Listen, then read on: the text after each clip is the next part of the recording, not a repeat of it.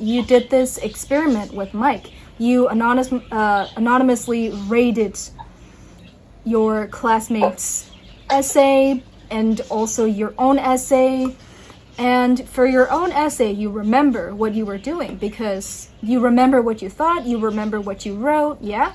Of course. So you rated your essay, relatively higher or lower than how your classmates rated you. And that is going to be a very meaningful conclusion that we could get from that experiment, because that literally means you have a personal bias. What that means is you think that your essay is either sufficient or you think that it's not enough. Because seeing your essay through your own eyes as the writer who thought this essay through versus seeing this essay from the eyes of the other person. We can reference Laura's feedback and even Mike's feedback, but for our self-assessment, we tend to put it in a good light. So I just want to say like why and how, and to ask how and why. Oh, okay. Yeah, or you can even give your opinion about why, how, and why this happens, you know? Yeah. Yeah, and how are you thinking you could share that? Maybe it's that when we're writing, we have these ideas at the back of our mind, and then although there are some cases where we write them, there are where we don't. So then when we give ourselves feedback, we tend to give feedback on these ideas instead of what is written. So it is a major concern. Yes, exactly. Okay. And as a matter of fact, I really like this information. I really like your response. So we can even use that. All right. So anyway, like you were saying, like you were saying, you can absolutely use that. And I think you're referring to the idea that you are writing for the reader, not yourself. Yeah, because this really ties to the idea that when you are writing, you have your own flow, right? And then you don't really remember to explain it for the reader because, like I said, we've got different brains, we are different people. So they're not automatically going to understand what we want to say, right? So when you are... Okay. All right, so... video is already starting. Oh, that's cool. Yeah, that's cool. And I wanted to have this very, very natural. Okay, so are you ready? When you began essay writing for the very first time, how did you feel about your first experience? What were you thinking when you were writing that first piece? Or we can reference to the very beginning of our class when you were writing by yourself with your own flow. I think it was, I was around 12 at that time. And then, it was the first essay experience. So, I remember it was about traffic, maybe. Yeah. I'm not really sure, but and also the government and also the policy. So, it was something that was really new to us. Policy writing. Making policies at 12. It was very, very new to us. And I was quite nervous. And I'm sort of scared, but I was familiar with it, but at the same time a bit scared. Okay. I felt like I would make some mistakes, but I tried my best. Yeah, I see. Okay, I still remember it from a couple years ago, like it was yesterday. I even gave you little handwritten notes, right? Yeah, okay. Thank you so much for sharing your experience. Well, what about Nini, when you were first writing your essay at the beginning of our class, when you have done nothing yet, because I wanted to see where you were at and how we could build our way to the next level. So, what's your experience from that, as much as you can remember? It's definitely not as complex as now. I mean, I was trying to just complete their writing instead of looking at in depth, really. Okay. For instance, I genuinely I wrote out my ideas that I currently have, and then not really looking at thoroughly in the vocabulary aspects, the grammar aspects, and just letting the ideas be in contact with the reader. So it's probably not a good approach. Yeah, Yeah, it's but that probably changed a not. lot. Yeah, I'm very glad to hear that. Okay, well, I'm very glad that you used this structure in explaining about what you were going for. What your main intentions were, your checklist. What was your mental checklist when you were first writing your essay? Yeah. Firstly, it was the word limit actually. That was the first thing that got into my mind. Probably because of the lack of ideas and the experience, the exposure of those such topics. I found it hard to make it, make it into a word limit. Like it was Okay. way under it, so yeah. Yeah. So, and Yeah, that probably led to me including some filler words and some sentences that don't really match the flow of the essay. But yeah, it was one of the checklists, and another one probably the ideas itself. Like I have some ideas, but it was a challenge for me to explain and evaluate the ideas. okay, developing your ideas. Yes.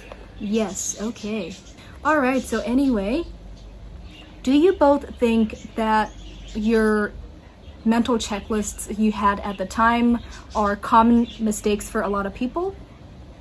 Common writing Of mistakes? course, Yeah. certainly. As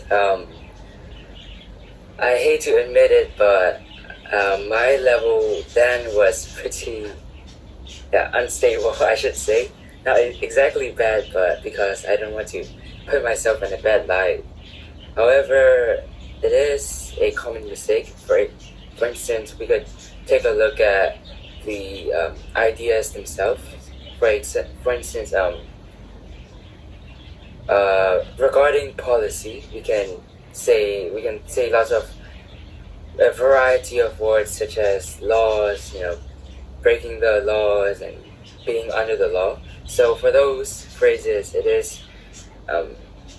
has to match with your ideas, and so you have to have the relevant ideas and then the relevant phrases to support those ideas. So without those two, at least say if one were to not be in this scenario, then it is probably going to end up in a disaster. So yeah, you really need to link all of those checklists together in order to make them as one good essay. Yeah. Yeah, exactly. I love that. Thank you very much. And comparing to what you thought before, how do you think you've changed, evolved? Yeah. I guess the main aspect that changed is idea generation. As I have more experience in writing essays, reading other people's work, and even collections of essays and books. Yeah. The main thing that has changed would be idea generation. Right? Before that, it would be like I would have writer's block, and there would be some ideas, but it's like I mentioned before, it would be like a shopping list, like you mentioned. There are lots of ideas, and just ended up not checking every one of them. The ideas are more explained and and more strengthened. Yeah. Okay, I see. So it's much more developed, much more elaborate. Yeah, definitely. Yes, okay, definitely. All right, thank you so much for sharing that. You can compare Yeah, it. putting my handwriting aside, I would say for my essays, it is, with regard to the checklist, it would be the idea organization in each paragraph, because that because a few years back I couldn't really piece together which ideas should come first and which should be next, and moreover the same goes with the examples and reasons. So for that, yeah, I would say it has definitely I've made a significant improvement thanks to you. And then, yeah, so yeah, I would say it's the main takeaway from it. Okay, I'm very glad to hear that. Well, I'm very glad to hear that I could help you improve in this process as well, because we've been doing a lot. You also cooperated a lot, so that is the reason why we see what we see today. Speaking of, noticing changes in your writing patterns and also seeing other people's writing, when you were assessing other people's writing, you also changed your perspectives. But likewise, how did your perspective also change when someone anonymously assessed your paper? Oh. Yeah, that's a good question. The first thing that pops up into our minds when we write is how good we are, and it's actually the ideas that we write, but in certain cases we don't actually put them on the paper. We don't physically write all of them in the paper, and so when others give us feedback, we tend to think, oh, they gave us pretty harshly, or they didn't really live up to our expectations. So yeah, it is a common scenario in this case, as it is true that they give the ideas, the writings that they can only see, as they aren't mind readers, and they can really know what we have up in our minds. And so for that, it is essential, it is vital for us to write all of, or just the main ideas on the paper, rather than just being at the back of our minds. So yes, that's the way I see it. Okay, that's a very good point. Yeah, like before reading other people's feedback from my essays, I would rate it way higher than they did themselves. Like for example, I would rate like 7 to 8 out of 10. Yeah. But I mean, it's not that bad or anything, but it's slightly less compared to other people's grades. Yeah, and I guess that's because, like Yumi said, other people can't read our minds. And so, background information. We did a little experiment with a few students, and it was very much an unbiased experiment. We made sure that the experiment was not biased or anything like that. We made sure it was very, very assessed very fairly. You each rated your 3 essays as classmates or the writer himself. So we got different ratings, and then we compared the ratings. We came to the conclusion that writers by themselves, they rate their essays either too much or way low, like lower than expected. So those are the 2 conclusions that we could get from the research that we did, the little experiment that we did. So that's what we're talking about. Do you have anything else that you would like to share about yourself, or little pieces of advice to other people who are listening to this? We'll need to take some time to think about it. It's all right. I would say is to have clear ideas in the paragraphs, because you need to make sure that there's what each paragraph is talking about.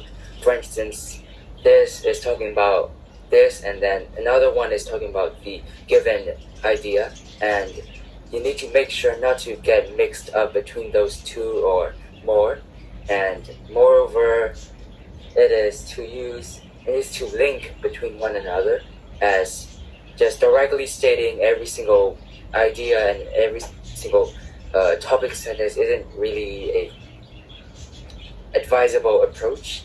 And yes, I would say that's the general feedback for the structure. There needs to be tons of improvement in those specific criteria. Yes, okay, exactly.